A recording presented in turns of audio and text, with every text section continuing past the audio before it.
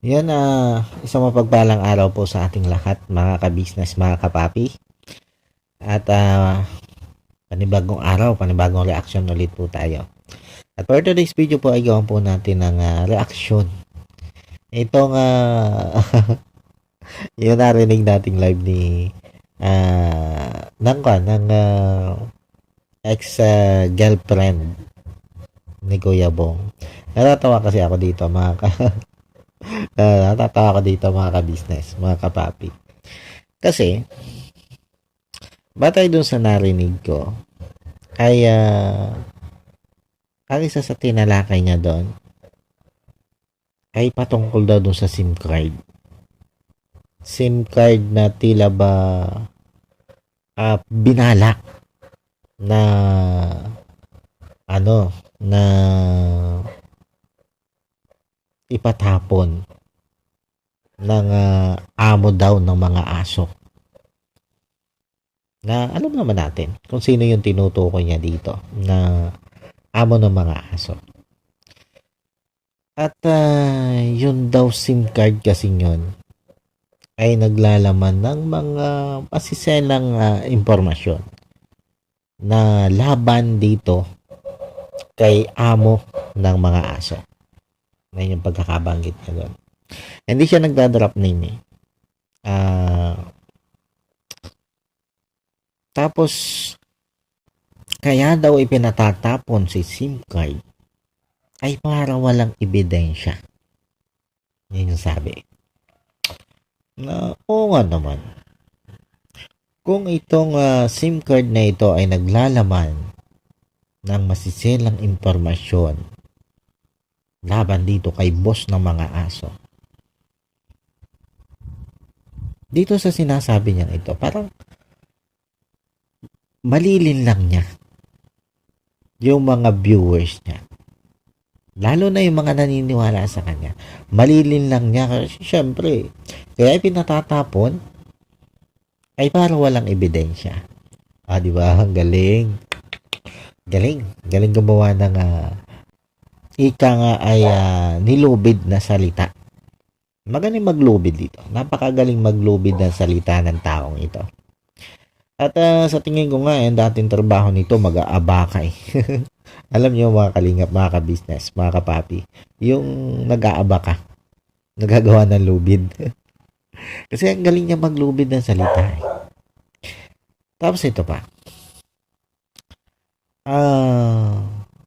Yun daw laman ng SIM card na binalak ipatapon na yon ay parental guidance for the boys only daw. Doon pa lang nagtaka na ako. For the boys only? Ibig sabihin, medyo may kalaswaan ang laman ng SIM card. Ngayon, bigla siyang nagsabi na baka daw pinanood nung boss at saka nung junior. Hindi ko lang alam kung alin yung pinanood. Laman ng SIM card pinanood. Mga kalingap, mga ka-business, mga kapapi. Saan meron kayang ganun SIM card? Na napapagsave ng video. Kasi pinanood di ba? Baka daw pinanood nung boss at saka nung junior niya. Yung laman ng SIM card. Kaya nagtaka ako. Ang SIM card pala ngayon ay napapag-save na ng video para mapanood mo. Di ba? Kasi pag sinabing pinanood, ibig sabihin, video. 1+1 na yun. 1+1 video ang laman yan. Kasi ano ba yung panonood din, di ba? Ano yung pinapanood, di ba? Video lang yun. Hindi mo naman pwedeng panoodin yung text. Di ba? Pambira. Magkukwento na rin lang eh. Hindi pa pinag-isipan ng ayos. Anong SIM card kaya yun? May updated SIM card na ba ngayon na Pwede mo pwede kang mag-storage ng video. Kayo mga ka-business, mga kapapi, mga kalingap. May nakita na ba kayong SIM card na ganun? Kung ang sinabi sana niya ay memory card, pwedeng video yung laman. Mga masisenang video na for the boys. Pwedeng ganun. Eh hindi, SIM card eh. SIM card yung sinabi niya. Wow. Hindi ko alam kung saan ito kumukuha ng mga ganitong pananalita. Sabi ko nga, naglulubid na rin lang ng salita ay hindi pa ayusin. Hindi pa klaruhin. Alam mo kasi, payo ko lang sa'yo, ate girl, kung magagawa ka ng mga ganitong kwento, sisiguraduhin mo yung kapanipaniwala. Hindi yung may mga sapit na salita. Katulad halimbawa doon sa sinabi mong may pinabugbog itong si boss sa kanyang mga aso. Tinanong mo pa nga doon kung sinong unang sumapak di ba? Tapos, ang sabi mo, ang mismong nakausap nyo ay yung mismong binugbog. Yun yung nagsalita sa'yo. Yung mismong binugbog. At hindi lang makapagsalita yung tao yun. Tapos ang sabi mo pa, yung ginawa nung sila boss dito sa taong binugbog na ito ay human trafficking. Pambihira ka talaga, ate girl. Binugbog. Tapos, human trafficking. Ay, di wow. Ikaw na. Ang galing mo sa batas, ate girl. Mahirap kang kalaban sa batas. Kasi, kita mo, yung binugbog na tao, bibirahin mo na human trafficking. Naks naman. Ang talino mo. Kasi hindi ko naisip yon na pwede palang ikaso halimbawa doon sa nambugbog o doon sa nambugbog nga. Tama. Pwede palang ikaso doon human trafficking. Kasi pag binugbog mo pala yung isang tao, kasi hindi nakapagsalita, human trafficking. Ang alam ko kasi physical injury yan, pwedeng maging kaso nung bumugbog nung nambugbog. Yun yung alam ko. Pero mukhang naiba na yung batas. Pag nambugbog ka ng tao, pwede kang makasuhan ng human trafficking. Ang galing. Ang galing. Tapos ang alam ko, pag halimbawa, yun nga, nambugbog ka, tinakot mo para hindi magsalita, para hindi magdemanda. Hindi pa rin pasok yun sa human trafficking. Hindi pa rin human trafficking yun. Grave threat yun. Yun yung alam ko. Hindi human trafficking. Tama po ba ako? Pa-correct naman po kung mali. Pero yun yung alam ko Ewan ko sa'yo. O baka naman ang batas dyan sa Hong Kong ay pag nambugbog ka ng tao pwede kang makasuhan ng human trafficking. Paki-comment nga dito mga taga Hong Kong nating mga viewers dyan. Kasi ang galing ng nito ang galing ng utak nitong si ate girl Ang galing ng utak nito. Pagdating sa batas, ang galing. Human trafficking kasi binugbog at hindi nakapagsalita. Mukhang gusto niyang palabasin dito, tinakot. Tinakot nitong sila boss. Boss nitong mga aso. Tinakot nito yung taong binugbog nila para hindi magsalita. Kaya human trafficking daw ang ginawa nitong sila boss ng aso sa taong ito. Pambira ka, ate girl. Ngayon, ate girl, paano kami maniniwala dyan sa kwento mo? Ay sablay Puro sablay. Dito pa lang sa binugbog na tao kuno na sinasabi mo na human trafficking nga ang sinabi mong ginawa nitong sila boss kamo. Di ba? Human trafficking. Doon pa lang sablay ka na. Sablay ka na doon. Kaya paano maniniwala paano kami maniniwala sa iyo? Na totoo yung pinagsasasabi mong itong sila boss kamo na ito ng mga aso ay may ipinagbugbog na tao. Ha? At saka sa tingin mo, kung totoo na may ipinabugbog na tao yan, ay alam naman natin na vlogger yung tinutukoy mo. Sa tingin mo,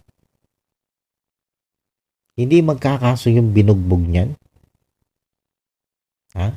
Sa tingin mo, ganun nila natakot yung taong yun para hindi magkaso? The girl, iba na ngayon ang utak ng tao. Iba na yung kalakaran dito sa Pilipinas. Kaunting kibot, di mandaan. Baranggayan. Ngayon kung totoo talaga yung sinasabi mo, may ipinabugbog itong tao na ito. Itong sinasabi mong boss ng mga aso na ito. At sabi mo, ay nakausap mo mismo yung binugbog at may ebidensya na talaga nambugbog itong sila boss kamo. Dahil na-record. Ngayon, bakit hindi mo hikayatin yung taong binugbog na yan na magdemanda ng human trafficking? Di ba? Sabihin mo magdemanda. Hindi yung puro salita. Hindi puro salita, ate girl. I-demanda, binugbog siya eh. Di ba? Magdemanda. Yun lang yun. Kasi alam mo ate girl, diyan sa ginagawa mong puro blind item, hindi ka nagdadalap name eh, di ba? Sabi mo, pumapalag itong KB, pumapalag sila ka-business, sila yung tinatamaan. Pero obvious naman, ti girl, obvious naman na sila talaga yung tinutukoy mo. Sus Mariosip naman. Hindi tanga yung mga nakakapanood sa'yo. Kahit yung mga supporters mo, kahit yung mga naniniwala sa'yo, alam nilang lahat na sila ka-business ang tinutukoy mo. Ngayon, ipademanda mo.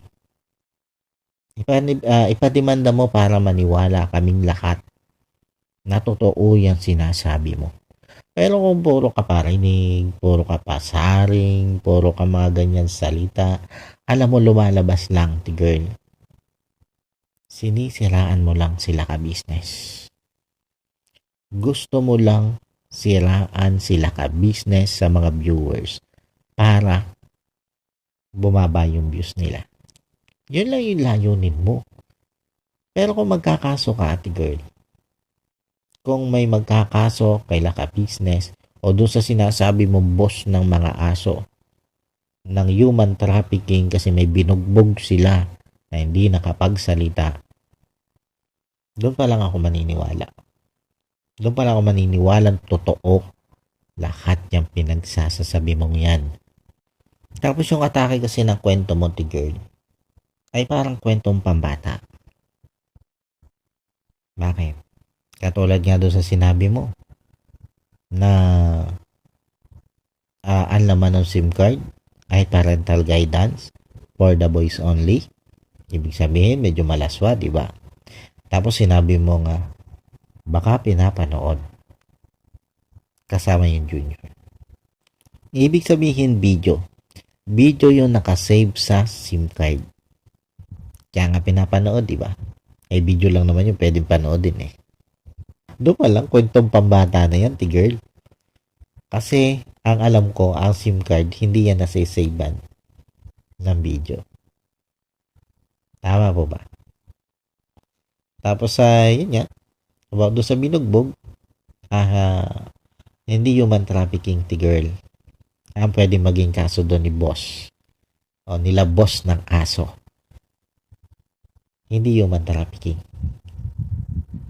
Physical injury at kung tinakot nila, binantaan nila para hindi magsalita, grave threat ang pwedeng ikaso doon. Yun ate girl. Grave threat pag tinakot. Di ba? Pero hindi human trafficking. Tandaan mo ha, para sa susunod mong kwento, baguhin mo na. Dahil nakakatawa ka at nakakahiya ka sa sobra mong katalinuhan. Minsan gamitin din ang isip. Huwag puro bunganga. At ilabas mo din lahat ng ebidensya mo. Patungkol dyan sa lahat ng sinasabi mong yan. Mula dun sa binugbog, hanggang dun sa SIM card, ilabas mo. Ilabas mo lahat ng ebidensya. Total sabi mo dun sa binugbog may record. Kumbaga may files na pagpapatotoo na binugbog talaga yung taong yun. Ilabas mo lahat ng ebidensya. Hindi yung puro ka kwentong kutsero. Sabi ko nga, kwentong pambata. Yan lang yun, ate girl. Tapos ito pa ate girl. Singit ko lang to. Doon sa isang live mo, sinasabi mo na kaya mo inayawan si boy na ginaganon mo ay yung ex-boyfriend mo dito sa Kailaka Business. Kaya mo inayawan kasi adik si boy.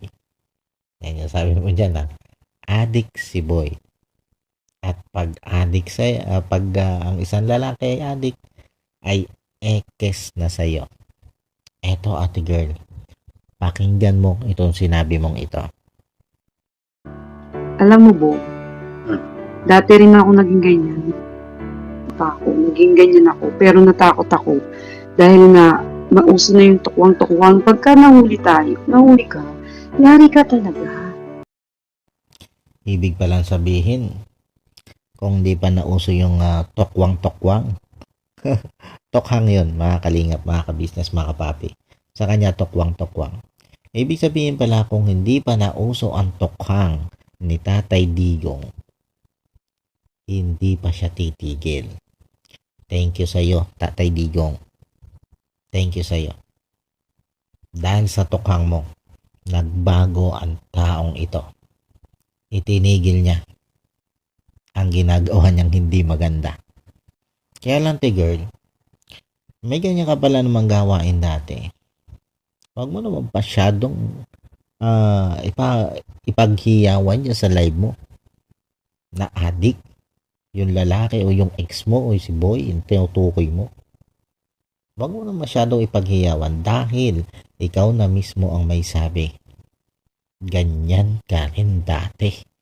Sa bibig mo mismo nang galing yan. Ika nga lang ni Joy Joy. Eto, pakinggan mo yung sabi ni Joy Joy. Bato pik, gamot si adik. Ayun yun Alam na, girl. Ang ganda ng kanta ni Joy Joy, no? Ika nga ay bato-bato sa langit. Tamaan. Adik. Kaya huwag ka magsasalita, girl. Huwag ka magsasalita ng babalik din lang sa'yo yung sinasabi mo.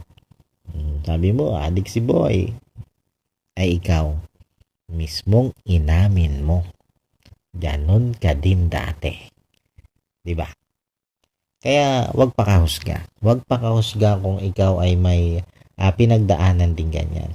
Mas dapat ay pangalalan mo na lang si boy. Na wag na lang gawin yon. Diba? Na tumulad na lang sa'yo. Na ikaw ay nagbago na dahil sa tokwang-tokwang. Diba? Ganun na lang. Hindi yung dyan sa live mo, sasabihin mo na kaya mo iniwan kasi adik. At pag adik, ang lalaki, eke sa'yo. Ay dati ka din namang adik eh. Ikaw may sabi niyan, hindi ako. Narinig mo naman. Diba? Kaya, bato-bato nga sa langit. Tamaan. Adik. Yung paano po mga kalingap, mga ka-business, mga kapapi. Hanggang dito na lang muna po itong ating reaction video na ito. At sabi niya, mananahimik siya. Ay di syempre, sino ba naman tayo?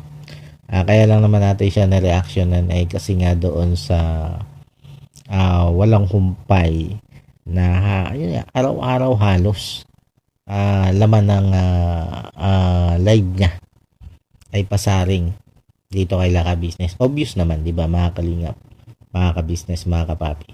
Obvious naman na sila ka-business yung kanyang tinutukoy. Oo, hindi siya nagda-drop name. Doon pa nga lang kay Ate Ninette eh. Doon pa lang kay Ate Ninette.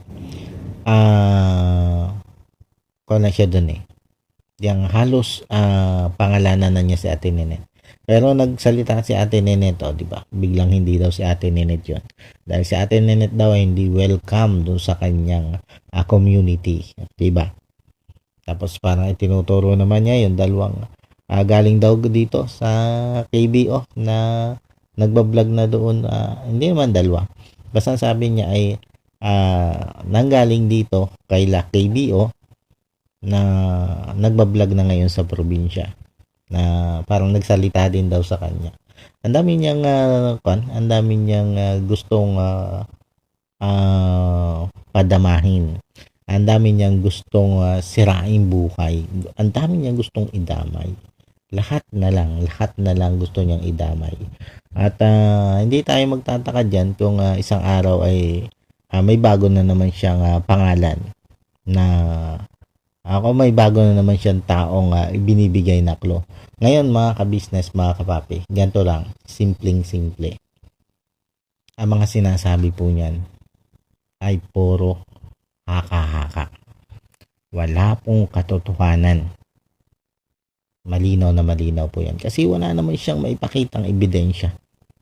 Puro siya, yun, sabi nga niya, wag daw magsalita ng hearsay. Puro daw kami hearsay, puro daw sila KBO, puro hearsay. Pero siya mismo yung gumagawa nun, di ba? Wala siyang maipakitang katibayan, batayan doon sa kanya mga sinasabi. Alam niyo, pinapaikot lang nito yung utak ng mga viewers. May mga tuwan-tuwa pa nga eh. Hindi nila alam, ginagawa silang tanga ng taong ito. Di ba? Ginagawa silang tanga. Kasi naniniwala sila doon sa mga ganong kwento na wala namang kwenta. Sabi niya, nagkwekwentuhan lang daw sila doon, di sila nagpaparinig. Ate girl, anong tingin mo dyan sa mga viewers mo?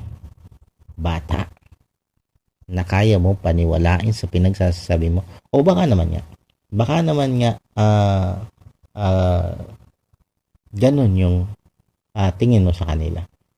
Ganun yung ganun kababa yung tingin mo doon sa mga viewers mo. Ginagawa mo silang bata. Ginagawa mo silang tanga.